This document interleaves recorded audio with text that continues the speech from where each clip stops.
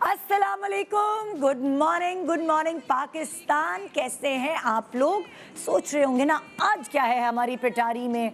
है ये जो पिटारी है ना, ये बड़ी हमारी दिल से लगा के रखी होती है हमने। पता है सच्ची बात ये है कि जो हम ख़वातीन हैं, औरत ज़ात है, वो हर काम दिल से करती है। हर चीज़ उसके लिए जो है ना, उसके साथ उसकी इमोशनल अटैचमेंट होती है। अब फॉर एग्ज़ाम्पल, जब हमारे छोटे से हम होते हैं और हमारी गुड़ियाएँ होती हैं, उसको अगर हमारा भाई तोड़ मरोड़ दे, तो जो हम भाई का हशर करते हैं अपने नाखूनों से और अपने दांतों से, वो आपको पता होगा। ये जो लड़ाई झगड़े भाइयों के साथ हुए, ये इसीलिए हुए हैं क्योंकि उसने हमारी गुड़िया तोड़ी है। उन गुड़ियों को हम कैसे दिल से लगा के रखते हैं, उसके बाल बनाना, उसको सजाना। और अगर वो कोई गुम जाए, हमारा कोई खिलौना गुम जाए, हमारा कोई पर्स गुम जाए, हमारा कोई जोड़ा गुम जाए जो हमारा फेवरेट है, क्या हाल होता है ना। बचपन से ही हमारे अंदर ये चीज़ होती है कि मम्मी चीज़ों को दिल से लगा के रखते हैं। अब्बू ने तोहफा ला के दिया है, दिल से लगा के रखना है। ये टीचर ने पेंसिल दी है, ये ख़त्म नहीं होनी चाहिए। ये क्लास फेलो जो मेरी बेस्ट फ्रेंड है, उसने पेन दिया है मुझे गिफ्ट में, अल्लाह ये ताहयात मेरे साथ रहेगा। यहाँ तक के मंगेतर ने फूल दिए होते हैं, उसको भी सुखा सुखा के अपने पास सेंध सेंध के संभाल संभाल के रखते हैं, जब तक मंगनी कायम रहे तब तक, या शादी के बाद तक भी। क्यों हैं हम ऐसे? क्योंकि अल्लाह ताला ने हमें ऐसा ही बनाया है। लोगों से मोहब्बत करना, अपने प्यारों से प्यार करना, नर्म दिल, काइंड हार्टेड, चीज़ों को संभाल के रखना, चीज़ों का एहसास करना।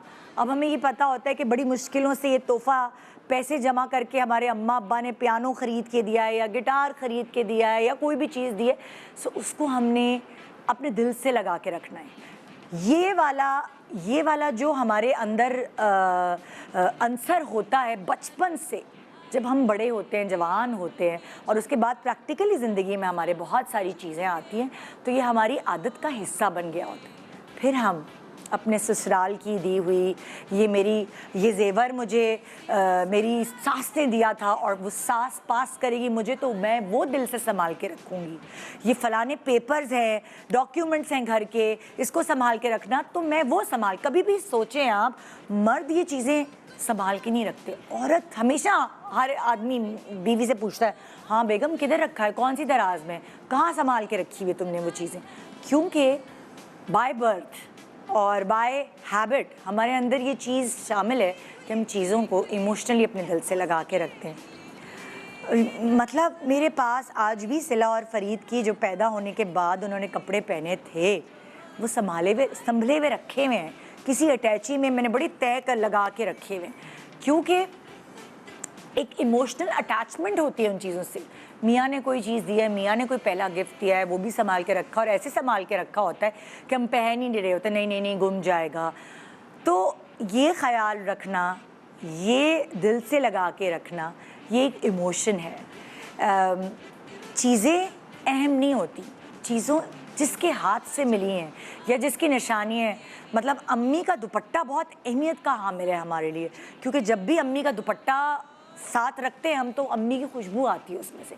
ये एक फीलिंग है, ऐसा होगा नहीं। आपको पता है परफ्यूम्स की खुशबू कैसे चली जाती है, मगर वो एक फीलिंग है, वो एहसास है। और जब ये एहसास ख़त्म हो जाता है तो ये जो चीज़ें हैं ना आपके लिए, ये बेमायने हो जाती हैं। सो किसने क्या चीज़ आपको दी है, उसकी एक पूरी डेफिनेशन, एक पूरी डिटेल होती है। और देखा है ना अक्सर कि अम्मी कभी भी औलाद की किसी चीज़ से इतना गुस्सा नहीं होती, लेकिन अगर किसी बच्चे ने अम्मी की जहेज़ की वो डिनर सेट की प्लेट तोड़ दी है जो वो उसकी अम्मी ने उसको दी थी, हाय हाय जो हंगामा होता है घर में, अरे बाप रे, ऐसा हंगामा होता है जो मतलब इतनी अटैचमेंट हो जाती है कि कभी कभार इस बात पे झगड़े होते हैं। अगर आप नई बहू जाके घर की सेटिंग चेंज कर दे या सोफ़े इधर से उधर कर दे, सास की जो सबसे पहली चिढ़ है ना बहू से, वो यहीं शुरू होती है। आइए आते ही मेरे घर में मेरे सोफ़े हैं, ये जब तुम लोग इतने छोटे छोटे थे तब से है मेरे पास, निशानी है तुम लोगों की, तुम इस पे उछले हो, तुम इस पे खेले हो।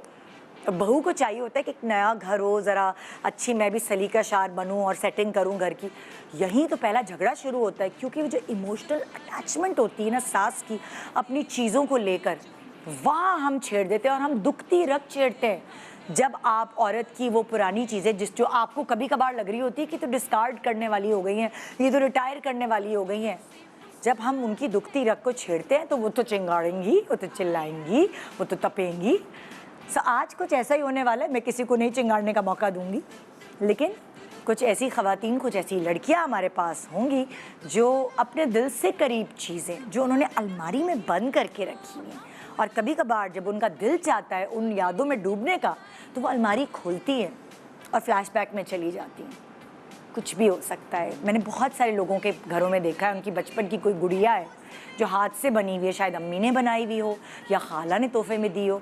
कोई एक दुपट्टा है जो ख़ानदानी दुपट्टा है, माइयों पे पहनाया जाता है और वो चला आ रहा होता है, चला आ रहा होता है। कोई भी स्पेशल चीज़ जब आपको मिलती है और उसके साथ इमोशनल अटैचमेंट होती है, तो वह आप अपने दिल से संभाल के रखते हैं। कोई बक्से में रखता है, कोई अलमारियों में रखता है, कोई सूट केसेस में रखता है, कोई अपनी जो साइड टेबल की ड्रॉज है कोई वहाँ रखता है, कोई पैसे बचा के जो है वो आपकी अपनी पहली सैलरी से या आपके जो पैसे बचे हुए होते हैं पॉकेट मनी से, आपने वो चीज़ ख़रीदी होती है। फॉर एग्ज़ाम्पल, अब अगर हम और चीज़ों की बात करें, आपकी किसी के लिए उसकी गाड़ी इतनी इम्पॉर्टेंट होती है क्योंकि वो उसने अपने पैसों से ख़रीदी होती है, बैंक को किस्तें दे रहे होते हैं, तो कितनी इम्पॉर्टेंट होती है। आप सोचें, आदमियों के लिए अगर आप ज़रा गाड़ी का दरवाज़ा ज़ोर से बंद कर दें, ओए होए उनका दिल दहल जाता है, क्योंकि आदमियों के लिए उनकी गाड़ी बहुत इम्पॉर्टेंट होती है।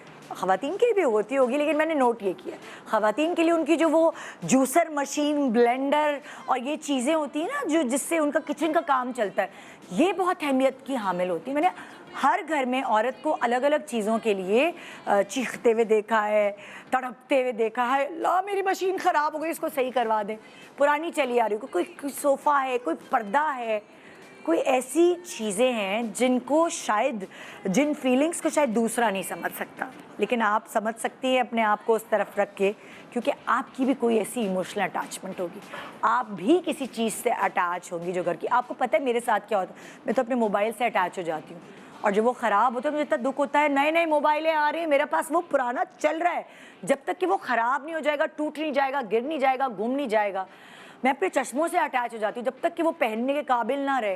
पता नहीं क्या है ऐसी मैं अपने इदारे से अटैच हो जाती हूँ, इतने सालों से यार टिकी हुई हूँ, वो मेरे अंदर है एक ऐसी चीज़ कि मैं अपने कलीग से अटैच हो जाती हूँ, मैं बहुत इमोशनल हूँ, मैं इन चीज़ों से अटैच होती हूँ। तो मेरी जो चीज़ें हैं अटैचमेंट वाली, वो अलमारी में नहीं आ सकती, वो मेरे इर्द गिर्द नज़र आती हैं। और जब कभी ऐसा होता है ना, कहीं से ऑफ़र भी आती है या कहीं और जाना पड़े, तो दिल धक धक धक करने लगता है, क्योंकि एक इमोशनल अटैचमेंट वाली शख्सियत हूँ मैं, बहुत इमोशनल हूँ, बहुत सेंसिटिव हूँ।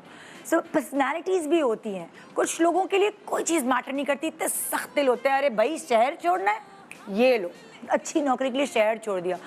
मुझे तो कोई कहे कि पता नहीं कितने पैसे ले लो और बाहर जाके शिफ्ट हो जाओ, तो मेरे तो रूह कांपने लगेगी कि हाय मैं कैसे छोड़ूंगी अपना मुल्क। और ऐसे मेरी ज़िंदगी में हुआ है, 2 साल मुझे मुल्क से बाहर रहना पड़ा मेरी अम्मी की कोई पर्सनल वजूहात की वजह से, और मैं अम्मी को घसीट के वापस लाई हूँ। हम जर्मनी में हमने 2 साल अपनी ज़िंदगी के गुजारे हैं, बहुत अच्छी लाइफ थी, बहुत अच्छी एजुकेशन, सब कुछ थी, लेकिन अपना मुल्क नहीं था। वो जो इमोशनल अटैचमेंट है उसकी वजह से अम्मा के सामने रोज़ रोना और उनको इमोशनली ब्लैकमेल करके घसीट के वापस ले आई मैं, और अब यहाँ हूँ।